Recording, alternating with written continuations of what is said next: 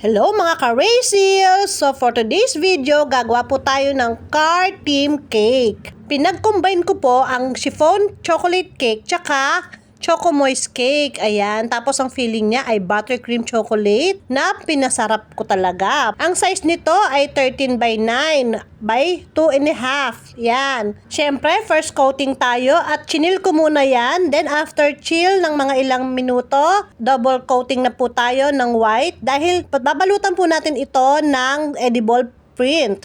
And then, chill ulit natin siya para mag-set. Nung na-set na siya, after nung na-chill ko na siya, eto, nilagay ko na yung kanyang edible print. Binalutan ko po siya ng ganyan.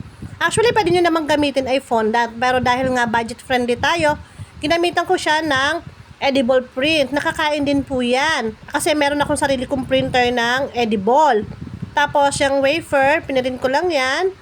Ayan, tapos, kino-cover ko na siya dun sa cake. Dalawang wafer print pala ang nagamit ko dito, dalawang A4. Yung isang wafer ay para sa gilid ng cake, yung racing flag.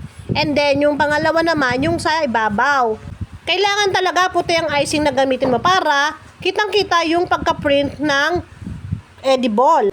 Medyo pricey ang ganitong cake kasi ginamitan ko siya ng edible print. Sulit naman dahil hindi ko tinitipid ang aking mga ingredients. Meron pa yung free toy topper sa ibabaw para sa apo ng may birthday. Shoutout sa iyo, Ate Heidi. Ayan, naglalagay na ako ng design. Ito talaga yung pinakagusto ko sa part ng paggagawa ng cake, ang mag-decorate.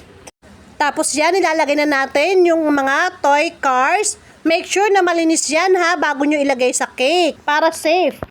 Ayan, ang ganda ng cake. Gawa na siya oh. Sana matuwa yung may order nito. Thank you for watching.